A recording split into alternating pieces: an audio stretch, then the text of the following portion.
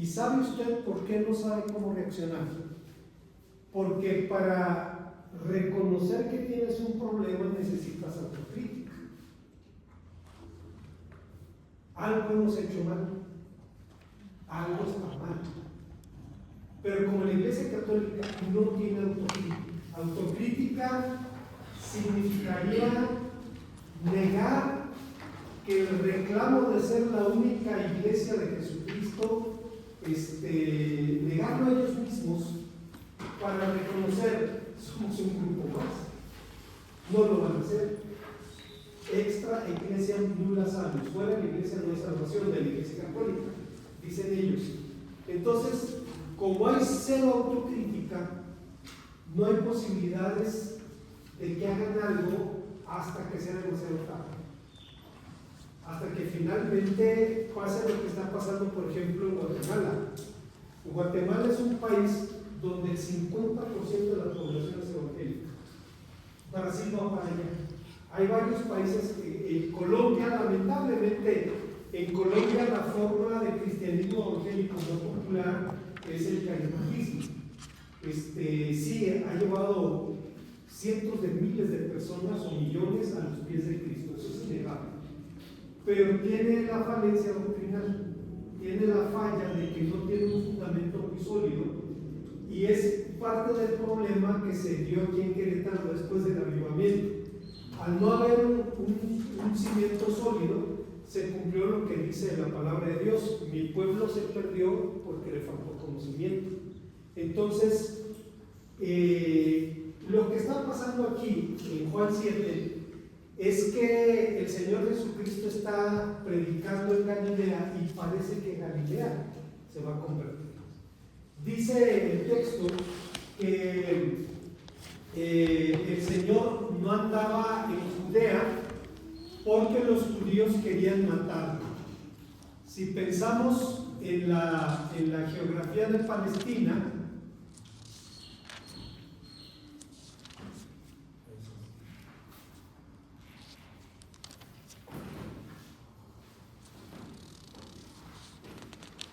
sería más o menos así. Por aquí está el mar de Galilea, el Jordán, y por aquí está el mar Muerto. Ok, y hay tres regiones naturales. Está Samaria, Galilea, y Judea. Ok, son las tres regiones de Palestina en tiempo del Nuevo Testamento. Fíjense un detalle curioso, hermanos. Hay un escritor judío, se llama León Uris, no sé si viva, escribió una novela que se llama Éxodo, que habla de un judío que vivía en el sur de Rusia y se fue a Palestina caminando. O sea, atravesó todo Armenia, fue bajando a Turquía, fue bajando hasta que llegó a Palestina. Y dice algo muy interesante. Dice que los migrantes judíos que llegaban a Palestina a finales del siglo XIX usaban el Nuevo Testamento para ubicar los lugares. Porque era la última versión actualizada de la geografía de Palestina, que ellos podían identificar con el Nuevo Testamento. No era para ellos un libro inspirado, obviamente, pero lo usaban como una referencia para ubicar los espacios geográficos en la Palestina de finales del siglo XIX. Bueno, el Señor hace su ministerio en Galilea, Galilea de los gentiles, dijo el profeta Isaías, desde que se sabía que Galilea era una región habitada en parte por judíos y en parte por gentiles. En consecuencia, la gente era menos conservadora. ¿Cuáles son las regiones de México donde la gente es menos conservadora? El norte, el sureste y región más conservadora? El Bajío, el centro. El Bajío de Palestina en tiempos del Señor Jesús era Judea, y concretamente Jerusalén. Era el centro religioso y espiritual de Palestina, y obviamente el Señor desarrolla su ministerio fuera porque sabía algo: los judíos lo querían matar. Él sabía que lo iban a matar, siempre lo supo. Hermanos, sorprende la autoconciencia mesiánica que el Señor tenía desde la infancia. ¿Qué es esto que nos has hecho? Tu padre y yo te hemos buscado. ¿Que no sabéis que en los negocios de mi padre no es necesario estar? Claro, hablando, no hay manera de distinguir entre padre y padre, pero los editores ponen padre con mayúscula cuando dicen los negocios de mi padre, haciendo referencia a que el Señor Jesús sabía quién era. Lo más asombroso es que dice el texto: y descendió con ellos y estaba sujeto a ellos y crecía en sabiduría, en estatura y en gracia para con Dios y con los hombres. O sea, sabía quién era y se sujetó a sus padres. No hay cosa que Cristo demande en la que no sea defendido. Nunca pidió agua para los demás y vino para ellos. Es decir, jamás exigió un privilegio por encima de sus deberes religiosos. Bueno, lo querían matar y el Señor lo sabía perfectamente. Dice: estaba cerca la fiesta de la Pascua, la fiesta de los tabernáculos. Ok. La fiesta de la Pascua es en primavera, seguida por la fiesta de los tabernáculos. ¿Qué es la fiesta de los tabernáculos? La evocación del peregrinaje en el desierto. Hasta el presente, un hogar judío va a tener en el jardín o en la azotea de la casa una cabaña, una vivienda que permita que se vea el cielo o parte del cielo. Y cuando se celebra la fiesta de los tabernáculos, el padre de familia se acuesta con sus hijos boca arriba, viendo las estrellas del cielo, y entonces les cuenta la historia del éxodo. Nuestros padres peregrinaron por el desierto. Fíjense, hermanos, yo creo que todos hemos vivido esto. Hay un fenómeno al que se le llama la memoria olfativa. Hay aromas que activan recuerdos de 30, 40, dependiendo de la edad, ¿no? 50 años atrás. Así, o sea, son estímulos muy poderosos que nos permiten recordar algo. Bueno, cuando estudiaron en el seminario, yo no sé cómo le hizo, pero uno de los maestros invitó al señor David Dadón, que era secretario de la Embajada de Israel en México, a dar un tema sobre la Pascua. Un hombre chaparrito, de tamaño delgadito, tenía 33 años, 3 doctorados, hablaba 5 idiomas: hebreo, francés, español, inglés, no sé cuál otro. Un hombre muy, muy erudito. Creo, hasta donde supe la última vez, era embajador de Israel en Chile, pero no sé si sigue siendo allí. Fue embajador de Israel en México después. Fue un personaje muy interesante. Llegó al seminario y dice: me pidieron que hablara sobre la fiesta de Pesaj. Pesaj es la fiesta de la Pascua. En hebreo, Pesaj significa saltar, porque ustedes recordarán que la idea de la Pascua es que el ángel de la muerte saltaba los hogares de los israelitas para no matar a los primogénitos. Entre paréntesis, hace unos años me decía Noé Narváez que había estado asistiendo a la iglesia metodista. Perdón, ya dije, no pensaba decir, ya lo sé. Bueno, y dice, y el pastor estaba diciendo que el ángel de la muerte era una banda de sicarios judíos que mataban a los primogénitos. Yo creo que eran niñas, porque meterse y matar nomás al primogénito sin que los detectaran, iba a ser muy difícil. Y dice Noé, cuando oí eso, corrí por mi vida. Dice, cuando escuché que estaba el pastor enseñando eso, corre por tu vida. Dice, ¿cómo pueden estar enseñando eso? Dice, cuando la palabra de Dios es tan clara al respecto. Bueno, dice el doctor Dadón, me pidieron que hablara sobre la fiesta de Pesaj, pero no puedo hablar de la fiesta como un experto porque no lo soy. No soy rabino, pero sí puedo hablar como creyente.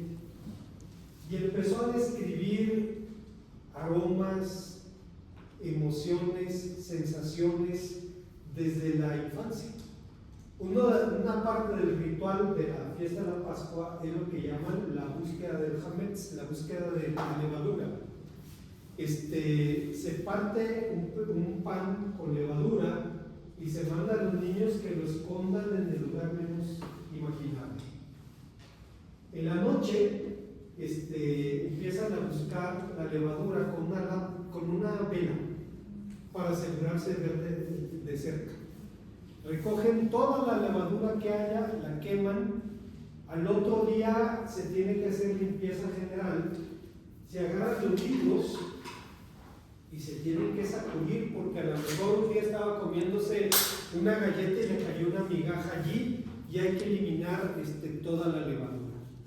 Y dice, imagínate un niño que desde su más remoto recuerdo, su más antigua memoria, tiene presente eso. Dice, forma parte de tu vida. Lo que comes, lo que haces, lo que preguntas, lo que te dicen. Dice, todo está envuelto en esa situación.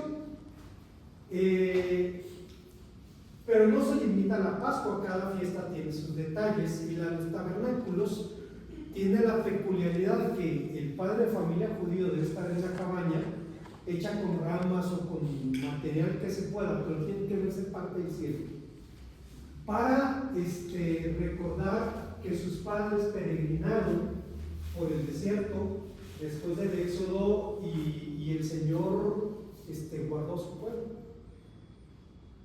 Imagínense un niño que crece oyendo eso, o sea, se queda ahí, se queda el resto de su vida. Dice, y le dijeron sus hermanos, sal de aquí, vete a Judea, para que también tus discípulos vean las obras que haces. Le dijeron sus hermanos. Aquí, hermanos, es verdad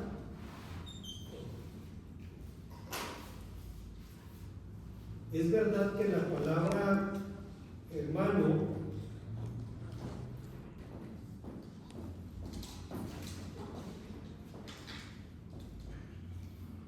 adelfos, que la palabra hermano se utiliza de manera muy amplia.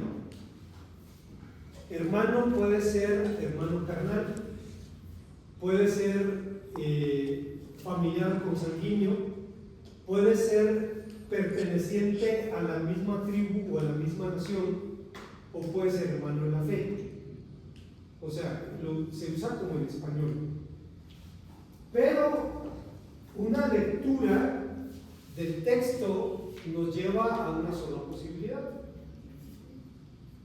Aquí no caben los compatriotas, los consanguíneos, los hermanos en la fe.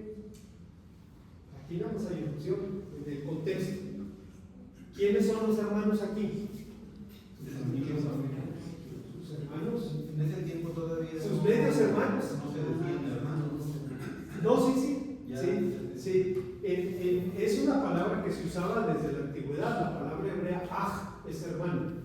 Entonces se usaba para hablar del Salmo 133, mirad cuán delicioso es habitar los hermanos afines, los hermanos juntos en armonía. Se usaba en ese sentido, en el sentido de la colectividad de hermanos en la fe. Pero aquí no cabe la posibilidad de que fueran hermanos en la fe o parientes. Aquí dice hermanos.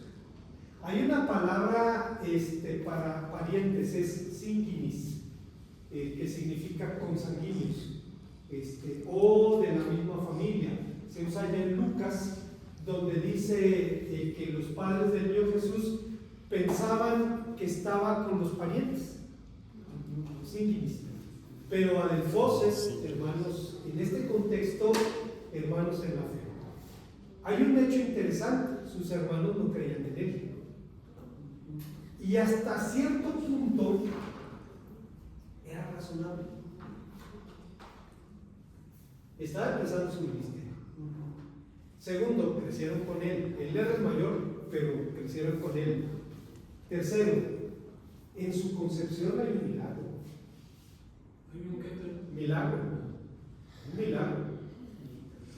Fue concebido por el Espíritu Santo. Ahora, no es el tema, pero ¿qué de valioso particular puede tener, o de significativo, que Jesucristo fuera Dios y hombre a la vez? Bueno, si hubiera sido un hombre nacido de manera convencional, hubiera sido un pecador mortal que necesitaría salvación. Pero para evitar esa situación, Dios se encarna en su Hijo. Es una doctrina, hermanos, tan fundamental que C.S. Lewis escribió un libro que se llama Los Milagros. Hay un PDF, si no lo puedes conseguir en papel, puedes cargar el PDF, es una joya. Y dice C.S. Lewis: el milagro central que predica el cristianismo es la encarnación. Todos los demás o lo anticipan o lo suceden. Todo gira en torno a eso. El gran milagro que predicaban los cristianos es que Dios se hizo hombre. Esta sí es una doctrina cristiana. Ni judíos ni musulmanes creen en eso. Uno de los últimos versículos del Corán, el penúltimo, si mal no recuerdo, que está escrito en el círculo interior del domo de la roca, y en Al-Aqsa, la mezquita de Omar, dice: Él es Alá, dice, no ha sido engendrado ni ha engendrado a nadie. Es un mensaje claramente anticristiano. Claramente anticristiano. Los judíos comparten esa idea. Dios no puede hacerse hombre. Aunque les había comentado de un video que vi en YouTube de una pareja de judíos conversos israelíes, y dice, ellos viven en el Negev, que es la parte sur de Palestina, y dice, cuando nos regalaron el Nuevo Testamento, lo empezamos a leer, dice, nos llevamos varias sorpresas. La primera, descubrir que Jesús no era italiano, porque a Jesús lo predican los católicos romanos. Entonces Jesús era italiano. Dice, empieza el Nuevo Testamento y dice, no era italiano, era judío. La segunda sorpresa, era un buen judío, un hombre celoso, cumplidor de la ley. La tercera sorpresa, reclamó ser el Mesías. Y los cristianos dicen que es Dios y hombre a la vez. Dice, y nos topamos con la barrera que los rabinos nos pusieron: Dios no puede hacerse hombre. Pero entonces formulamos la siguiente pregunta: ¿hay algo imposible para Dios? Dice, y el velo se cae. Si no hay nada imposible para Dios, si Él quiso hacerse hombre, ¿quién puede decirle que no? Hermano, ¿y dónde dice que Dios no puede hacerse hombre? ¿Sí? ¿Dónde dice?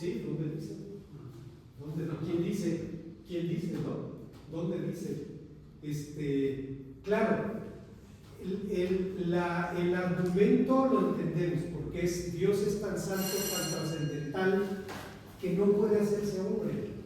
Bueno, es una conclusión a la que tú llegas. Pero tu conclusión no limita a Dios, ni la mía ni la de nadie. O sea, imagínese un Dios al que los mortales lo limitan. ¿Qué clase de Dios es ese? Cuando vino el debate con lo de Will Smith aquí en la iglesia en Querétaro, el Lalo Prado preguntó al liderazgo de la iglesia: ¿Dios es omnisciente? ¿Sabe todas las cosas? Le respondieron: no. Porque responder sí implicaba reconocer la presciencia de Dios, de la que habla la Biblia. Y dice Lalo: entonces su Dios es un humanoide, más grande, más viejo, más listo que los hombres, pero está limitado. El Dios de la Biblia todo lo sabe, todo lo puede, todo lo conoce.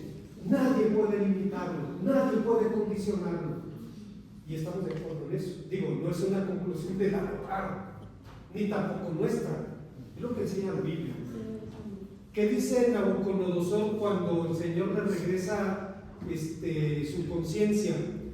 Dice, Él hace conforme a su designio en las estrellas de los cielos, y en la tierra nadie puede tenerle la mano y decirle: ¿qué crees que estás haciendo? ¿Quién puede decirle eso a Dios? Entonces, sí estoy de acuerdo con la pregunta: ¿dónde dice la Biblia que Dios no puede hacer algo? Dios no puede hacer. Y dice esta pareja: en ese momento se cayó el velo, y dice: empezamos nuestro proceso hasta que llegamos a los pies de Cristo. Dice: por eso animo a los cristianos: no dejen de compartir, no dejen de predicar, no dejen de enseñar, aun cuando aparentemente la gente rechaza. Dice el versículo 5: porque ni aun sus hermanos creían en él. Entonces Jesús les dijo: mi tiempo aún no ha llegado, mas vuestro tiempo siempre está presto. No traje mi Nuevo Testamento griego, porque quería ver qué palabra tiempo se utiliza allí. Déjenme, permítanme un segundito.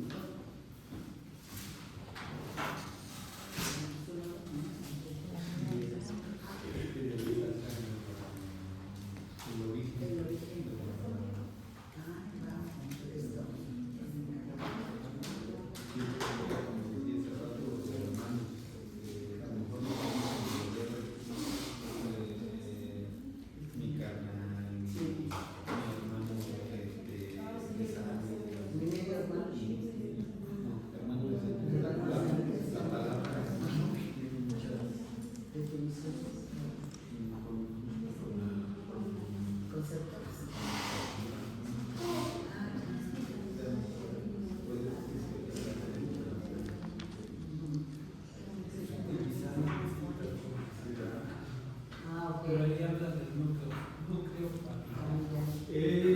7, ¿cuánto quedamos? 7, 5.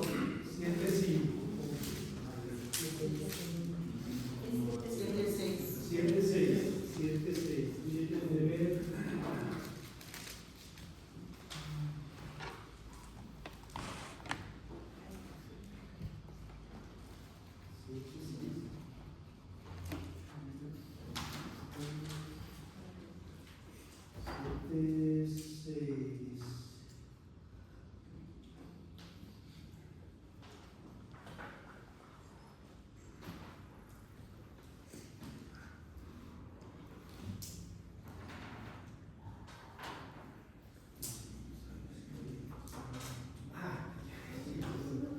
Estoy viendo otro libro, por razón.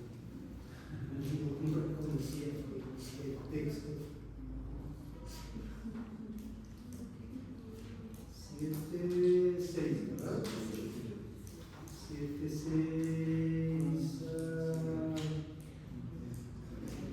Dice: ella, tú, Jesús, o Quirós, ok.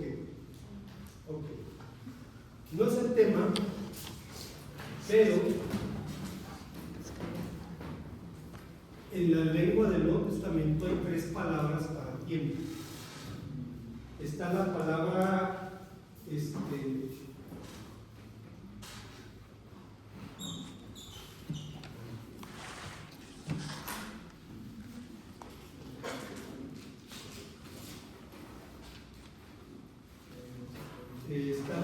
se pronuncia keros. El griego es como el inglés, se escribe de una manera y se pronuncia de otra. Está keros, está hora y está cronos. Ok. Hora es el momento determinado por Dios. Tiempo de nacer, tiempo de morir. Hay una hora en que tienen que ocurrir algunas cosas. Mi hijo nació un 23 de julio, yo nací el 27, y le decía a mi esposa, aguántate 4 días. No, llegó la hora, ya no sé, no hay manera de decirle al niño, espérate 4 días. Está la palabra cronos, que significa el tiempo cronológico, y está la palabra keros, que describe la oportunidad. ¿Sí? Entonces es el tiempo propicio, la oportunidad.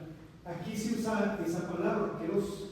El tiempo propicio para mí no ha llegado, pero por usted siempre lo es. ¿Qué estaba diciendo Cristo? Estaba diciendo que nada en su vida y en su ministerio ocurrió al azar, que todo tenía un momento, incluso su propia venida al mundo. Dice San Pablo allá en Gálatas 4, si mal no recuerdo, en el cumplimiento de los tiempos Dios envió a su Hijo, nacido de mujer, nacido bajo la ley, para que redimiese a los que estaban bajo la ley. Hay un historiador británico, se llama Michael Green, y él escribió un librito que se llama La evangelización de la iglesia primitiva. Hay un PDF, usted puede descargarlo y leerlo, es una joya. Y dice Michael Green, ¿qué significa en el cumplimiento de los tiempos? Dice, significa que Dios preparó a 3 pueblos para la venida de Cristo. Primero, obviamente, al pueblo judío, del cual vino según la carne. Pablo dice en Romanos 9, de los cuales vino Cristo. ¿Qué? Los judíos, hermanos, en sus diferentes dispersiones y cautividades, a donde quiera que llegaban 3 cosas: la fe en el Dios único y verdadero, la palabra de Dios y la esperanza de la venida del Mesías. Llevaban esas 3 cosas. Hermanos, para darnos una idea, hay un historiador romano, se llama Cayo Suetonio, escribió un libro que se llama La vida de los 12 Césares, y dice, hablando del tiempo de Cristo, estaba difundida en el mundo la idea de que en ese tiempo Oriente iba a crecer en poder y los hombres de Judea iban a gobernar la tierra. Hermanos, lo decían griegos, lo decían romanos y lo decían judíos. ¿Cómo? San Pablo dice, Hechos 17, Dios nunca ha dejado al mundo sin testimonio de sí.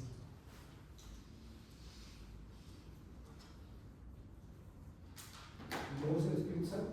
Entonces los 3 pueblos que preparó Dios fueron los judíos. Luego los judíos. Romanos. Luego los griegos. Los griegos le dieron al Nuevo Testamento una lengua en la cual se pueden escribir sutilezas teológicas. Le dieron argumentos. Hermanos, los apologetas cristianos tomaban argumentos de pensadores griegos para combatir el paganismo griego, porque había griegos que decían, esos no son dioses, son falsos dioses, son ídolos. Y entonces los pensadores cristianos tomaban esos argumentos para combatir el paganismo. Y 3, usó a Roma, por increíble que parezca. La nación que destruyó a Israel fue usada por Dios para preparar la venida de Cristo. ¿Cómo? Los romanos, hermanos, conquistaron el mundo. Al mar Mediterráneo le llamaban Mare Nostrum, nuestro mar, porque eliminaron la piratería y se convirtió en un lago romano. Hasta el presente seguimos diciendo todos los caminos llegan a Roma, y era verdad. Usted podía viajar de Marruecos a España sin mojarse los pies. Podía dar la vuelta a la cuenca del Mediterráneo y llegar a España sin atravesar el mar. Le dieron al mundo la ley y el orden, pacificaron al mundo. Y San Pablo dice: cuando vino el cumplimiento del tiempo, Dios envió su Hijo. Dice Michael Reed: si Cristo hubiera venido 50 años antes o 50 años después, dice, su mensaje no hubiera trascendido como trascendió en el momento que Dios escogió para que viniera. Así es que, hermanos, ¿están de acuerdo? ¿Saben qué hacer? Y el Señor Jesús dice a sus discípulos: mi tiempo propicio, mi oportunidad todavía no llega. Para ustedes siempre es. ¿Por qué? Pues porque no tienen un llamado, un ministerio, una misión que cumplir. Exige. Lo mismo dijo cuando iba a morir. Amén. Amén. Sus últimas palabras fueron en la lengua semítica, nishlam, significa todo está completado, todo está acabado. Cuando dijo consumado es, dijo todo lo que tenían que hacer. O sea, ahí está el problema de la teología católica. Ellos creen en la teología de la Bamba. Para llegar al cielo se necesita una escalera grande, que es lo que Cristo hizo, y una escalera chiquita, que es lo que Cristo no hizo. Eso lo voy a hacer. Imagínese usted. Eso no lo hizo Cristo, eso no lo voy a hacer yo. Le voy a completar la página. Blasfemia. Blasfemia, o sea, ¿quién te crees? Dice la palabra de Dios: yo soy el camino, la verdad y la vida. Nadie viene al Padre si no es por Dios. Nadie. No hay otro nombre dado a los hombres en el que podamos ser salvos. Por eso, hermanos, a veces tenemos poca conciencia de lo que decimos, pero ¿cuál es la declaración de fe del cristiano, o la confesión de fe del cristiano? He recibido a Jesucristo como mi único y suficiente Salvador. ¿Único qué significa? No hay otro. ¿Y suficiente? No necesito más. No necesito más. Pocas veces tenemos conciencia de exactamente lo que significan nuestras palabras. Así es que cada evento de su vida estaba en la agenda de Dios. El Señor Jesús dijo que su comida era hacer la voluntad de Dios. Eso lo alimentaba, eso lo nutría, eso lo hacía bien. Preguntas o comentarios para terminar. A nosotros lo que nos quedaría que sería la obediencia. Amén. Amén. La obediencia incluso modelada por Él mismo. Porque no hay nada que nos pida que no haya hecho. O dígame, te reto, dígame usted algo que Cristo demande que no hubiera hecho. Y también sobre el tiempo, pastor, luego queremos que las personas se conviertan en un instante que uno quisiera verlos disfrutando de lo que uno ya tiene, pero Dios tiene que a la persona para tener ese encuentro, o sea, prepara también el corazón de la persona, no es de que cuando uno vaya y evangelice, hay veces que sí se convierte en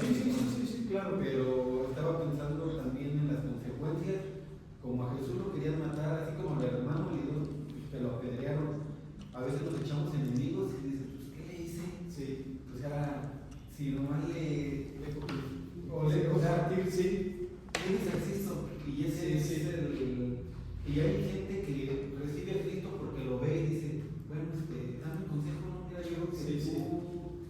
Pero hay personas que ven eso y lo ven de otra manera. Sí, hermanos, yo creo que es genuino anhelar ver la conversión de la gente. O sea, claro, el apóstol San Juan nos dice que el mayor gozo es ver que nuestros hijos andan en el camino. O sea, no solo que digan que sí, porque según los números, México se ha convertido 2 veces en 100 años. O sea, los números de las campañas dicen México se ha convertido 2 veces en 100 años, ¿no? O sea, los números son números, o sea, son números alegres. Nuestro mayor gozo va a ser verlos caminar en el Evangelio, pero es genuino anhelar. Vaya, Pablo lo anhelaba. ¿Qué le dice ¿quién es? Es a Festo o a Félix, que le dice, quisiera que fueras igual que yo, a excepción de estas cadenas. Por poco me persuades a ser cristiano. Dice, pues, ¿cómo quisiera que fueras como yo, a excepción de estas cadenas? O sea, no quisiera que llevaran las cadenas, pero sí quisiera que fueras como yo. Es genuino. Pero mi hermano Ramón tiene razón, Dios tiene su tiempo. Hay gente, hermanos, que se convierte al final de su vida. Al final de su vida. Mi abuela materna me pasó eso. Mi abuela materna tenía más de 90 años. Ella creció con las monjas. Cuando era la guerra cristera, ella déjenme recuerdo el pueblo. De Río Grande, Zacatecas. El obispo de Zacatecas amenazó con la excomunión a los católicos que tuvieran a sus hijos en escuelas públicas. Pues mis bisabuelos eran de la vela gorda, o sea, la sacaron y la metieron con las monjas, ahí creció. Aparte, los cristeros no se metían a violar monjas, o sea, estaban peleando por la iglesia. Entonces era una seguridad para ella. Mi mamá creció con las monjas. Cuando mi abuela enviudó y migró a Torreón, pues metió a sus hijas con las monjas, ahí crecieron. Entonces cuando mi mamá se convierte y empieza a compartirle a mi abuela, mi abuela no se dejaba, no aceptaba. Y dice que un día estaba enferma mi abuela y mi mamá se la llevó a su casa para cuidarla, a checar que tomara su medicina, que se alimentara bien, todo eso, ¿no? Entonces que un día vio que en el cuarto de la abuela no hacía ruido y dice, con mucho cuidado abrí la puerta para ver si estaba dormida y la abuela estaba rezando. Ay, Virgen, dame fuerzas para no chaquetear. Decía, chaquetear en el norte significa cambiar de chaqueta, porque en tiempo de la revolución llegaban los federales y se ponían una chaqueta federal, llegaban los carrancistas y se ponían, o los villistas según el caso, ¿no? Entonces chaquetear en el norte significa cambiar de bando. Y dice mi mamá, cuando yo vi su angustia, dice, vi que íbamos por buen camino. Dice, ella estaba luchando y al final se entregó a Cristo. Tenía yo una tía, mucha, hasta la pared del frente, se convirtió. Un tío, son solteros ellos ya, más de 80 años, se convirtieron. O sea, al final, hermanos, ¿cómo le agradecemos a Dios? Sí, Dios es el único que puede cambiar un corazón triste. Yo le compartí la vez pasada, daba gracias a Dios porque hace tiempo, yo creo que ha tenido como unos 5 o 6 años que le compartimos a una muchacha. Y le estuve dando un discipulado ahí con lo poquito que podía, pero la encontré evangelizando. Ya trabajamos y se acuerda, me dio un gozo, pero era un gozo santo. Sí, No era ni vanagloria ni nada de eso. No. Sino que dije, bueno, gracias a Dios que pudo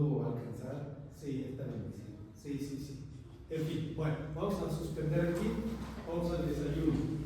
¿Alguna instrucción, hermana?